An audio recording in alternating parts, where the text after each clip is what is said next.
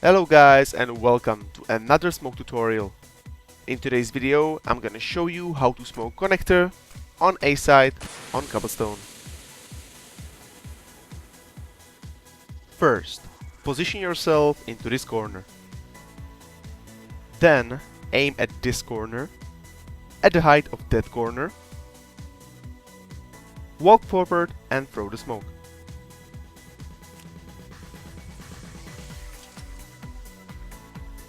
Smoke bounces off the wall and cuts off anybody playing from the connector.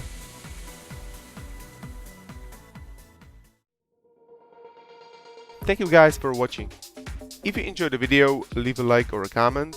Also, don't forget to check out my other videos as well, and I'll see you guys next time.